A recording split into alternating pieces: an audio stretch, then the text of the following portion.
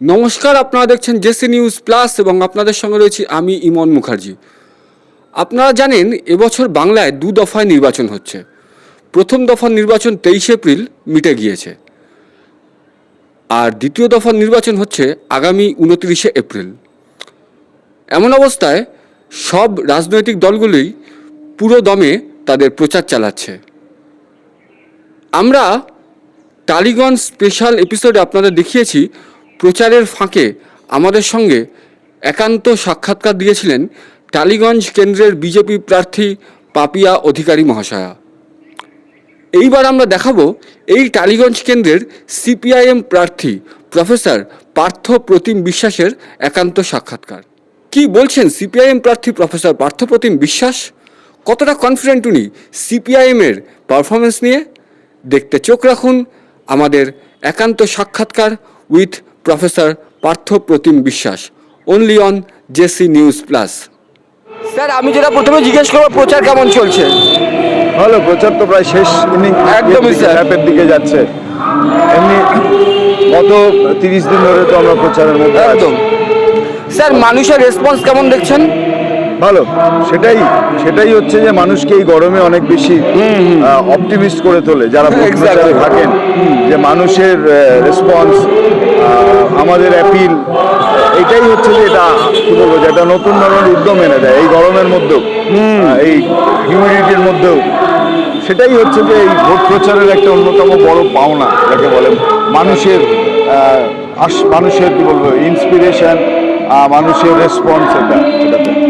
Sir, এই টালিগঞ্জ বিধানসভা কেন্দ্র তো আমরা জানি এখন বলতে পারেন যে তৃণমূলের একটা শক্ত ঘাঁটি। আপনার মতে মানে আপনাদের ক্র্যাক করতে গেলে কি দিকে আপনি কি ইস্যুতে আপনি লড়ছেন বা কোন দিকে ফোকাস করছেন স্যার? না, টালিগঞ্জে তৃণমূলের শক্ত ঘাঁটি হয়েছে এই গত 15 বছরে। একদম। এর আগে পর্যন্ত টালিগঞ্জ বামেদের শক্ত ঘাঁটি হিসেবেই পরিচিত সবসময়। ফলে যখন আমাদের বামেদের খারাপ সময়টা, অর্থাৎ তৃণমূলের তখন ভালো সময় ছিল, 11 সালে তৃণমূল যখন আসছে তখন হচ্ছে ইট ওয়াজ এ পিক অফ তৃণমূল, তারা তখন তাদের জোয়ার বলতে যাবো। এখন তৃণমূলে ভাটার টান, ফলে সেই সময় তারা ছিল রাইজিং ফোর্স, এখন হচ্ছে যে তারা ক্ষয়িষ্ণু শক্তি। ফলে সেই নিরিখে দেখতে গেলে টালিগঞ্জের এই যে লড়াই এখন বামেদের সাথে তৃণমূলের, মূলত আমরা আশাবাদী যে মানুষ পরিবর্তন, ইতিবাচক পরিবর্তনের আশায় ভোট দিয়েছিলেন 15 বছর আগে তৃণমূলকে। এখন সেই মানুষ পরিত্রাণ চাইছেন, এবং পরিত্রাণ চাইছেন যখন, তখন আসলে তারা বামেদের প্রত্যাবর্তনও চাইছেন, ভরসাটা বামের উপর রাখতে চাইছেন। কারণ বিজেপি যারা অনেক সুযোগ পেয়েছিল গত কয়েকটা ভোটে, তারা ব্যর্থ বলে প্রমাণিত হয়েছে। তারা প্রতারিত করেছে, মানুষকে প্রতারণা করেছে।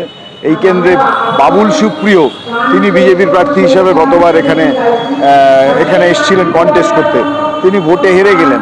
ভোটে হারার 2.5 মাসের মধ্যে হাতের কালি মুছতে না মুছতে তিনি চলে গেলেন বালিগঞ্জে তৃণমূল হয়ে প্রতিদ্বন্দ্বিতা করতে। তাহলে প্রশ্নটা হচ্ছে এটাই, যে বিজেপির সমর্থকরা, বিজেপিকে যারা ভোট দিয়েছিলেন তৃণমূলকে রুখবেন বলে, তারা দেখছেন যে বিজেপি আসলে তৃণমূলের সাথে বিক্রি হয়ে যায়, এবং তৃণমূল আর বিজেপি সমানে এই রূপান্তর চলতেই থাকছে। ফলে এই কেন্দ্রে অন্তত মানুষ সেই ভুলটা করবেন না, এবার তারা ভরসা রাখছেন বামেদের উপর। স্যার, বিজেপির কথা আপনি মেনশন করছিলেন, বিজেপি এবার পাপিয়া অধিকারীকে প্রার্থী করেছেন। কি মনে হচ্ছে, লড়াইটা কি ত্রিমুখী হবে, প্রতিদ্বন্দ্বিতা খুবই হবে? দেখুন, লড়াই কেমন হচ্ছে সেটা তো মানুষ বলবেন, কিন্তু আমার নিজের ধারণা এই কেন্দ্রে ত্রিমুখী প্রতিদ্বন্দ্বিতা অত্যন্ত স্ট্রং একটা ট্রায়াঙ্গুলার ফাইট বলতে যায়, সেটা হওয়ার সম্ভাবনাই বেশি একদম। ফলে সেই নিরিখে সবাই যারা লড়ছেন, আমার প্রতিপক্ষ যারা আছেন, বিজেপির প্রার্থী, তৃণমূলের প্রার্থী, তিনি তো আদারওয়াইজ এক রাজ্যের গুরুত্বপূর্ণ ক্যাবিনেট মন্ত্রীও বটে, কিন্তু এগুলো না লড়াইয়ের ক্ষেত্রে আমাদের সুবিধা হচ্ছে যে রাজ্য সরকারের একটা সার্বিক ব্যর্থতা গত 15 বছর, সেইটা বোঝাতে গেলে যদি রাজ্যের মন্ত্রী আমার হাতের সামনে থাকেন এবং প্রতিপক্ষ হন, তাহলে ব্যর্থতার একটা মূর্ত প্রতীক একজন মন্ত্রীমশাই, সেটা আসলে অনেক মানুষের কাছে তুলে ধরাটা ইজি, এইটুকু বলতে পারি। স্যার, আমরা জানি এই টালিগঞ্জ কেন্দ্রের মধ্যেই রাজ্যের ফিল্ম ইন্ডাস্ট্রি বা টলিউড রয়েছে। আপনারা দেখেছেন যে, আমরা সবাই দেখেছি যে টলিউডের সঙ্গে কিন্তু এখন তৃণমূলের খুবই শাসক দলের ঘনিষ্ঠতা। আপনারা যখন ছিলেন ক্ষমতায়, টলিউডের অনেক যারা রয়েছে রিপ্রেজেন্টেটিভ, তারা বলছে যে তেমন সহযোগিতা বা হেল্প পায়নি, এখন তারা পাচ্ছে।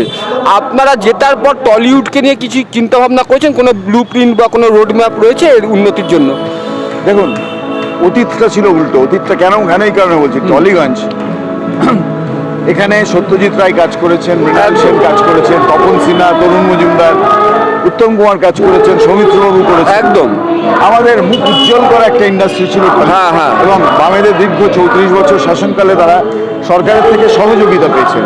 কখনো বাম নেতা, বাম মন্ত্রী, বাম বিধায়করা এসে ঘাড়ের উপর নিঃশ্বাস ফেলতে চায়নি।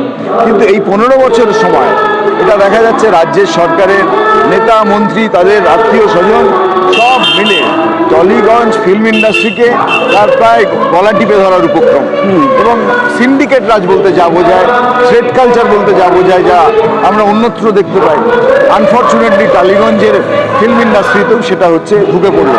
এটা আমার কথা না। আপনি যদি তৃণমূলের সাংসদ, যিনি একজন বিখ্যাত ফিল্ম মেকার এবং অভিনেতা দেব, তিনিও বলছেন যে আমাদের সিন্ডিকেট রাজের শিকার হচ্ছে টলিউড। তাহলে টলিউড কেমন আছে এখান থেকে তো বোঝা যায় সেই 15 বছরে।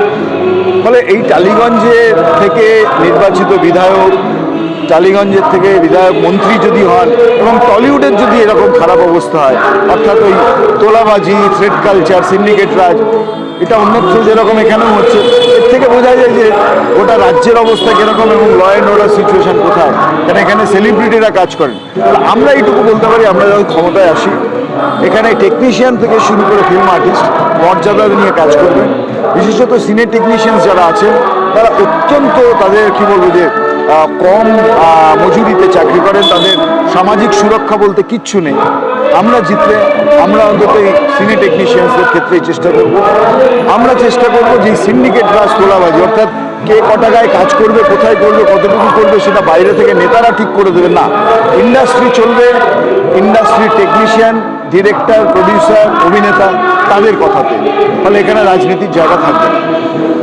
মানে আপনি বলছেন এই যে লবি বা সব জায়গায় ফেভারিটিজম, নিজের পছন্দের লোককে বসিয়ে দেওয়া, সেগুলোর অবসান আপনারা করবেন। অবশ্যই। এবং ফেভারিটিজম এমনি হচ্ছে না, পলিটিক্যাল ফেভারিটিজম। অর্থাৎ তৃণমূলের সাথে থাকলে সে চান্স পাবে কোনো সিরিয়ালে, কোনো সিনেমায়, কোনো নাটকে। এই যুগটা শেষ হওয়া দরকার। এটা পশ্চিমবঙ্গের কালচার না যে এবার ফিল্মের ডিরেক্টর, প্রডিউসার তার নিজস্ব যে কোনো ভাবনা থাকতে পারে, তার স্টোরি লাইন যা ইচ্ছে হতে পারে, একদমই। কিন্তু প্রশ্নটা হচ্ছে যে শিল্পী নির্বাচনের ক্ষেত্রে, টেকনিশিয়ান নির্বাচনের ক্ষেত্রে রাজনীতি কেন আসবে? সেখানে দক্ষতা, যোগ্যতা, মেধা এটাই হচ্ছে শেষ কথা হবে।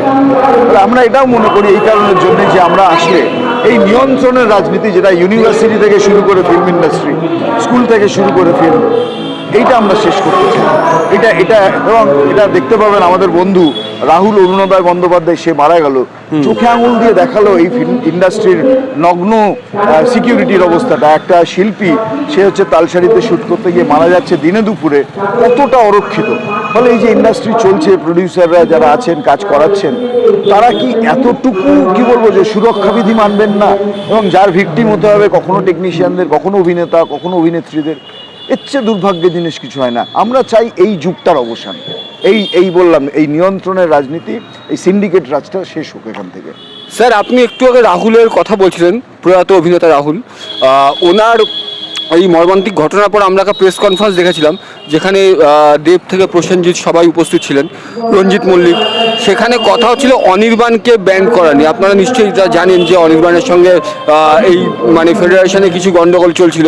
আপনারা কি গ্যারান্টি দিচ্ছেন যে আপনারা ফিরলে বা প্রত্যাবর্তন হলে এই টলিউডের ব্যান কালচার একদম অবসান হবে? আমরা সবসময় মনে করি, সেটা ওই বলছি যে টলিউড থেকে শুরু করে ইউনিভার্সিটি, কলেজ, সর্বত্র একদম যে গভর্নেন্স বলতে যাবো, যে সেখানে পরিচালন ব্যবস্থা যেটা থাকবে, সেখানে রাজনীতির ছোঁয়া এড়িয়ে চলতে হবে। অর্থাৎ যেটা যে ফিল্ডের কাজ, বলছে শিক্ষক নিয়োগে মেধাটা লাস্ট কথা, ছাত্র ভর্তিতে মেধাটা যেরকম লাস্ট কথা, চলচ্চিত্র নির্মাণ, চলচ্চিত্র ডিরেকশন, চলচ্চিত্র অভিনয়, মেধা শেষ কথা হয়, দক্ষতা, যোগ্যতা। তার বাইরে অন্য কোনো কনসিডারেশন থাকতে পারে না। আমরা আসলে অন্তত এটুকু নিশ্চিত করার চেষ্টা। একদমই স্যার। স্যার, আরেকটা প্রশ্ন আমি করবো, সেটা হচ্ছে এই টালিগঞ্জে এখন সিটিং এমএলএ রাজ্যের মন্ত্রী অরূপ বিশ্বাস। আপনার কি মনে হয় যে কিছুদিন আগে, কয়েক মাস আগে যে মেসি কাণ্ডটা ঘটলো, এইটার কি একটা প্রভাব পড়বে এই টালিগঞ্জের ভোটে? অবশ্যই পড়া উচিত।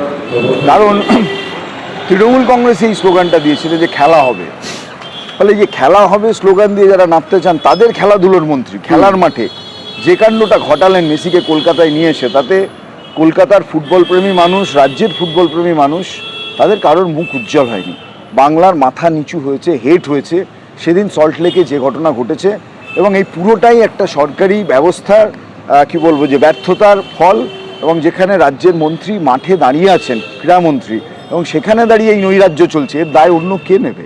ফলে তাকেই নিতে হবে। ফলে আর এই ব্যর্থতার কোনো সামাজিক প্রতিক্রিয়া থাকবে না।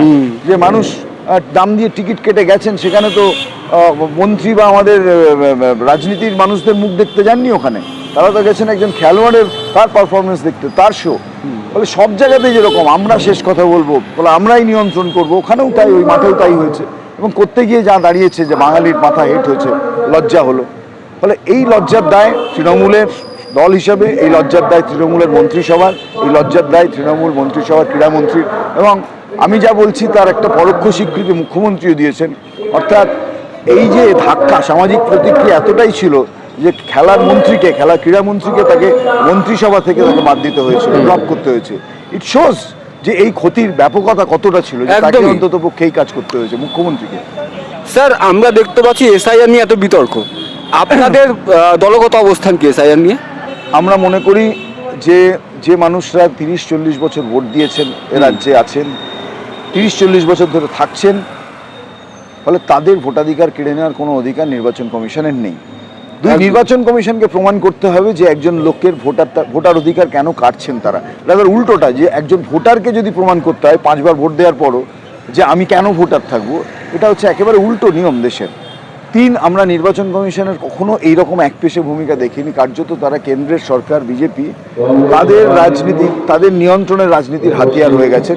এবং এসআইআরের যে বৈশিষ্ট্য ছিল অবৈধ মানুষ, অবৈধ ভোটারদের বাদ দেওয়া, কার্যত এবার প্রথম দেখলাম স্বাধীনতার পর বৈধ ভোটার বাদ দেওয়ার একটা চক্রান্ত হলো এসআইআর। ফলে এটাই সবচেয়ে আনফর্চুনেট। এবং অমিত শাহ সেই কথা নির্বাচন কমিশন করে দেখাচ্ছেন আমার ধারণা, যে বলেছিলেন যে ডিটেক্ট, তারপরে ডিলিট, তারপর ডিপোর্ট। আমার ধারণায় ডিটেক্ট এই পর্যায়টা আছে, অর্থাৎ অবৈধ ভোটার সেটাকে খুঁজে বের করার যে চক্রান্ত, সেই মডেলটার মধ্যে ঢুকে পড়েছে ইলেকশন কমিশন। এরপরে ডিলিটেড হবে যাদের নাম, তারপরে সরকার তাদের ডিপোর্ট করবে অন্য জায়গায়। এই আনফর্চুনেট মডেলটা আমাদের দেশে সরকার চালু করতে চেয়েছেন, আর নির্বাচন কমিশন তার সাথ দিল। ফলে এটাই হচ্ছে যে বলবো যে বিড়ম্বনা, দুর্ভাগ্য, লজ্জা, যাই বলি না কেন। এবং আমরা এই মানুষদের ভোটের অধিকারের জন্য আমরা এখনও তাদের পাশে আছি, ভবিষ্যতেও থাকবো। আমরা মনে করি এই মানুষ যাদের নাম কাটা গেছে তাদের ভোট দেওয়ার অধিকার, তাদের জন্মগত অধিকার, তাদের মৌলিক অধিকার, আমাদের দেশের সাংবিধানিক অধিকার, এটা কেড়ে নেওয়ার কোনো সুযোগ নির্বাচন কমিশনের নেই। স্যার, আমরা দেখতে পাচ্ছি এই বছরও, মানে 2021 আমরা দেখেছিলাম, এই বছর আমরা দেখছি যে আপনাদের বামফ্রন্টের তরফ থেকে আমরা মীনাক্ষী মুখার্জি, কলতান দাশগুপ্ত বা দীপশিতা ধরেদের মতো প্রার্থীদের, অর্থাৎ আমি বলতে চাইছি কি বামফ্রন্টে কি এই ট্রানজিশন পিরিয়ডটা চলছে, মানে ব্যাটন চেঞ্জ হচ্ছে, নতুনদের হাতে ব্যাটন যাচ্ছে? সর্বোপরি আপনিও আছেন। না, যে কোনো চলমান পার্টিতে এই মিক্স অ্যান্ড ম্যাচটা থাকে। অর্থাৎ একটা নতুন প্রজন্ম উঠে আসে, মধ্য প্রজন্ম থাকে, একেবারে বয়স্ক প্রজন্ম তারা আস্তে আস্তে সরে অ্যাডভাইজার, পরামর্শদাতার ভূমিকায় থাকে। সেটা একটা যে কোনো জীবন্ত পার্টিতে থাকে। ফলে আমাদের পার্টিতেও সেই প্রসেসটা শুরু হয়েছে, চলছে। ফলে মীনাক্ষী, কলতান, দীপশিতা এরা নাম, এবং আপনি জেলায় জেলায় যান যদি সেখানে দেখবেন এরকম বহু মানুষ, মধ্যবয়স্ক আছেন, তারপরে হচ্ছে যে প্রৌঢ় বেশি বয়স্করাও আছেন। সবটা মিলিয়ে, অর্থাৎ অভিজ্ঞতা, তারুণ্য, গতিশীল সব কিছু, অভিজ্ঞতা, এইসব মিলিয়েই হচ্ছে যে আমাদের পার্টি এবং পার্টির এবারের প্রার্থী তালিকা দেখেছিলাম। স্যার, আমরা একদম শেষ পর্যায়ে চলে এসেছি। আমার শেষ প্রশ্ন, আপনাদের ইন্টারনাল প্রেডিকশন কত হচ্ছে, মানে বামফ্রন্ট কি এবার প্রতিনিধি পাঠাতে পারবে বিধানসভায়? এটা ঠিক যে আমরা গত বিধানসভা নির্বাচনে আমাদের আসন আমরা পাইনি, শূন্য ছিলাম। কিন্তু সেই শূন্য পাওয়ার কনসিকুয়েন্স, সামাজিক কনসিকুয়েন্স মানুষ দেখেছে যে 21 থেকে 26 এই রাজ্যের সবচেয়ে বড় দুর্নীতি স্বাধীনতার পর, এত বড় মাপের দুর্নীতি, শিক্ষা, স্বাস্থ্য, সর্বত্র যা হয়েছে এটাও দেখেনি। ফলে বামেদের শূন্য থাকার সামাজিক অভিঘাত কি, প্রতিঘাত কি, সেটা দেখেছে। এইবার আমার ধারণা ডেফিনেটলি সেই অবস্থা থেকে বামেরা বেরোচ্ছে, এবং বেরোচ্ছে মানে অপ্রত্যাশিত ফলাফল বামেদের জন্য অপেক্ষা করছে। যেটা এই কী বলবো, আর্টিফিশিয়াল ইন্টেলিজেন্স থেকে শুরু করে পেইড নিউজ, তারা যেরকম সব সমীক্ষা দেখাচ্ছে, আমি সেই সমীক্ষায় বিশ্বাসী নই। আমি মানুষের দৌড়ে দৌড়ে ঘুরছি গত 1 মাস ধরে, এইটুকু বুঝতে পারছি যে শুধু টালিগঞ্জ নয়, আমাদের পশ্চিমবঙ্গের বহু কেন্দ্রে অপ্রত্যাশিত ভালো ফলাফল আমাদের জন্য অপেক্ষা করছে। এইটুকু। ধন্যবাদ স্যার।